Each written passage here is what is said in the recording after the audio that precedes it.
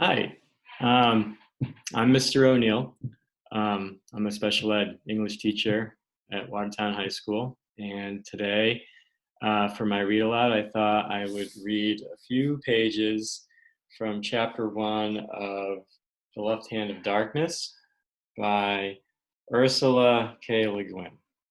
So, she is a fantasy science fiction writer, and basically, this is a book about um, uh, uh, it basically takes place hundreds of years into the future, where people are now traveling to other planets in the galaxy, and they're finding human beings that live on other planets. Um, and this main character, Genli Ai is his name. He has arrived on this planet where there are human beings that live here, but they don't have gender. There's no men, there's no women. So it's really interesting, sort of some of the ideas that she sort of explores in this book. So I'll read the first couple pages and hopefully you like it. So, chapter one, a parade in Arenrang. I'll make my report as if I told a story, for I was taught as a child on my home world that truth is a matter of the imagination. The soundest fact may fail or prevail in the style of its telling, like that singular organic jewel of our seas, which grows brighter as one woman wears it and, worn by another, dulls and goes to rust. Facts are no more solid, coherent, round, and real than pearls are, but both are sensitive. The story is not all mine, nor told by me alone. Indeed, I am not sure whose story it is. You can judge better. But it is all one, and if at moments the facts seem to alter with an altered voice, why then you can choose the fact you like best. Yet none of them is false, and it is all one story. It starts on the 44th diurnal of the year 1491, which on the planet Winter, in the nation Karhide, was Od Harhahad Tua, or the 22nd day of the third month of spring in the year one. It is always the year one here. Only the dating of every past and future year changes each New Year's Day, as one counts backwards or forwards from the unitary now. So it was spring of the year one in Arenrang, capital city of Karhide, and I was in peril of my life and did not know it. I was in a parade. I walked just behind the Gossawars and just before the king. It was raining. Rain clouds over dark towers, rain falling in deep streets, a dark storm-beaten city of stone through which one vein of gold winds slowly. First come merchants, potentates, and artisans of the city Arenrang, rank after rank, magnificently clothed, advancing through the rain as comfortably as fish through the sea. Their faces are keen and calm. They do not march in step. This is a parade with no soldiers, not even imitation soldiers.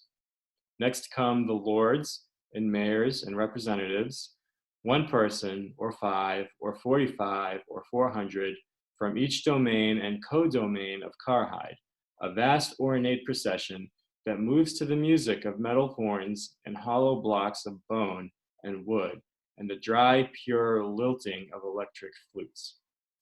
The various banners of the great domains tangle in a rain-beaten confusion of color with the yellow pennants that bedeck the way, and the various musics of each group clash and interweave in many rhythms echoing in the deep stone street. Next, a troop of jugglers with polished spheres of gold, which they hurl up high in flashing flights, and catch and hurl again, making fountain jets of bright jugglery.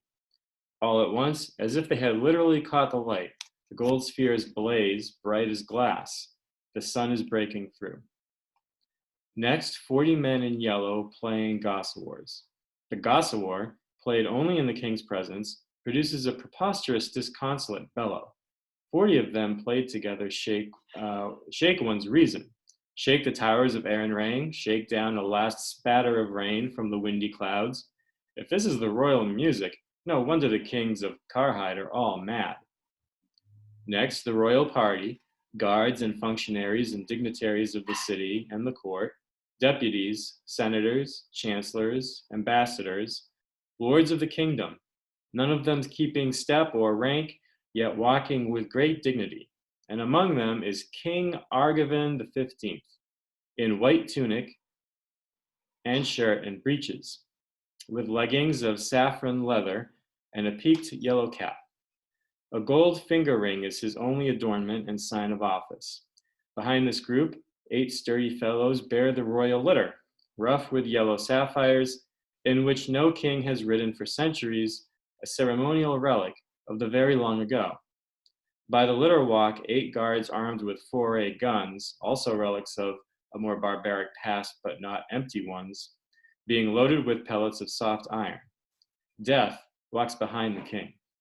Behind Death come the students of the artisan schools, the colleges, the trades, and the king's hearths, long lines of children and young people in white and red and gold and green. And finally, a number of soft-running, slow, dark cars ends the parade. The royal party, myself among them, gather on a platform of new timbers beside the unfinished arch of the river gate. The occasion of the parade is the completion of that arch, which completes the new road and river port of Aranrang, a great operation of dredging and building and road making that has taken 5 years and will distinguish Argivan the 15th's reign in the annals of Karhide. We are all squeezed rather tight on the platform in our damp and massive finery. The rain is gone, the sun shines on us, the splendid, radiant, traitorous sun of winter. I remark to the person on my left, it's hot. It's really hot. The person on my left, a stocky, dark Karhider with sleek and heavy hair, wearing a heavy overtunic of green leather worked with gold, and a heavy white shirt and heavy breeches, and a neck chain of heavy silver links a hand broad, this person, sweating heavily, replies, "So it is." All about us as we stand jammed on our platform lie the faces of the people of the city, upturned like a shoal of brown, round pebbles, mica glittering with thousands of watching eyes. Now the king ascends a gangplank of raw timbers that leads from the platform up to the top of the arch, whose unjoined piers tower over crown and wharves and river. As he mounts, the crowd stirs and speaks in a vast murmur, "Argivan." He makes no response. They expect none. Gossawers blow a thunderous, discordant blast. Cease. Silence. The sun shines on city, river, crowd, and king.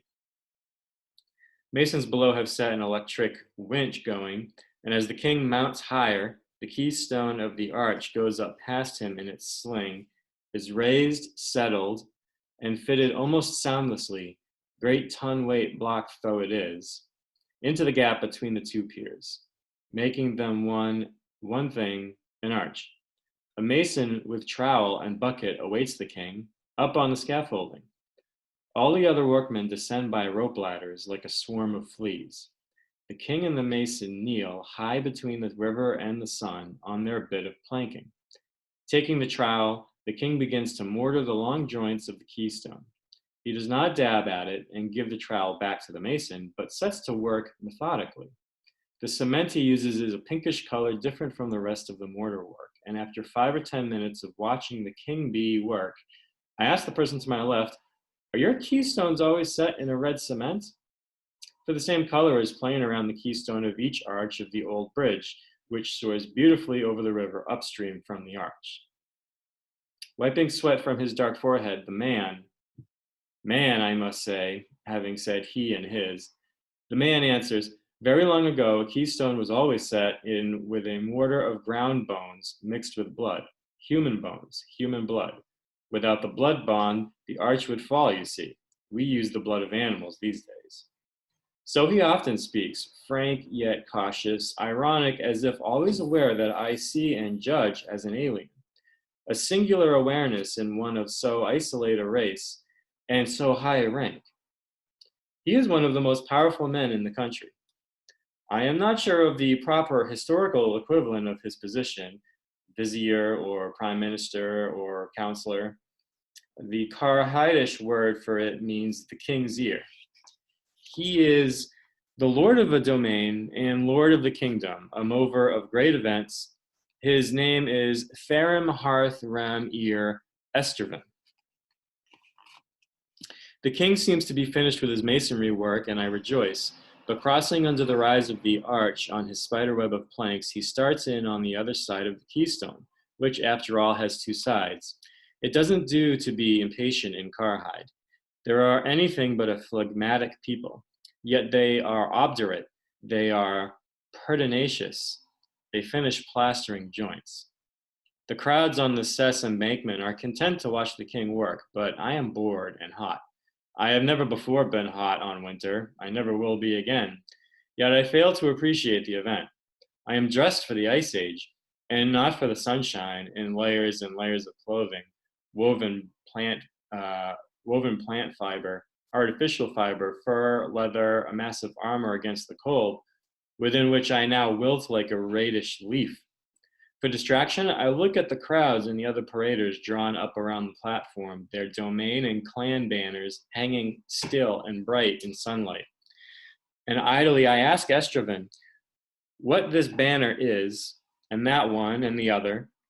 He knows each one I ask about, though there are hundreds, some from remote domains, hearths and triblets of the pairing storm border and Kermland. I'm from Kermland myself, he says, when I admire his knowledge. Anyhow, it's my business to know the domains. They are Karhide. To govern this land is to govern its lords. Not that it's ever been done. Do you know the saying, Karhide is not a nation, but a family quarrel? I haven't, and I suspect that Estraven made it up. It has his stamp. At this point, another member of the Kaiurami, the upper chamber or parliament that Estraven leads, pushes and squeezes away up close to him and begins talking to him. This is the king's cousin, Pemerharj Rem Ir Tib. His voice is very low as he speaks to Estraven, his posture faintly insolent, his smile frequent. Estraven, sweating like ice in the sun, stays slick and cold as ice, answering Tib's murmurs aloud in a tone whose commonplace politeness makes the other look rather a fool. I listen as I watch the king grouting away, but understand nothing except the animosity between Tib and Estraven. It's nothing to do with me in any case, and I am simply interested in the behavior of these people who rule a nation in the old-fashioned sense, who govern the fortunes of 20 million other people. Power has become so subtle and complex a thing, and the ways taken by the ecumen, that only a subtle mind can watch it work. Here it is, still limited, still visible. In Estraven, for instance, one feels the man's power as an augmentation of his character. He cannot make an empty gesture or say a word that is not listened to. He knows it, and the knowledge gives him more reality than most people own. A solidness of being, a substantiality, a human grandeur. Nothing succeeds like success. I don't trust Estraven, whose motives are forever obscure. I don't like him. Yet I feel and respond to his authority as surely as I do to the warmth of the sun.